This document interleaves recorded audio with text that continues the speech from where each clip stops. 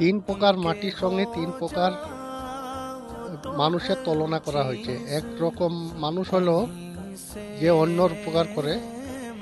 আমি বলছি, এক রকমের মাটি আছে যে মাটিটা অন্যর উপকার করে। তার কারণ হলো পুকুরে যে মাটিটা, সে মাটিতে সবাই গা ধোয়, গোসল করে, পরিষ্কার পরিচ্ছন্ন হয়, কিন্তু পুকুরের মাটির কোনো উপকার আসে না।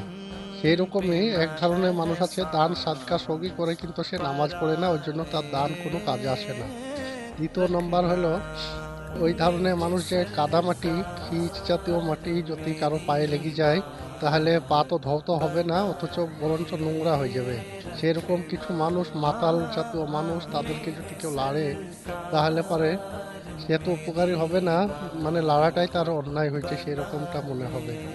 আর তিন ধরনের মানুষ হলো এই যে নিজেরও উপকার হয়, অন্যরও উপকার হয়, সেই ধরনের যে মানুষগুলো হলো নামাজ পড়ে, রোজা করে, সৎ পথে চলে, অথচ দান সাদকা সমস্ত কিছু করে, সে মানুষগুলো হলো নিজেরও উপকার, আখেরাতের জন্য উপকার।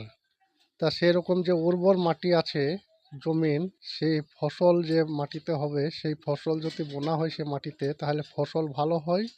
অথচ ফসল ভালো হওয়ার কারণে সে মাটিটার উপকার আছে, অথচ আবার অন্যরও উপকার হয়, মানে চাষি যে ফসলটা পেয়েছে, ওই জন্য চাষিরও উপকার হয়। ওই জন্য তিন ধরনের মাটির সঙ্গে তিন ধরনের মানুষের আল্লাহ তাআলা তুলনা করেছেন। তা আমরা সেভাবে ভালোভাবে চলার চেষ্টা করব।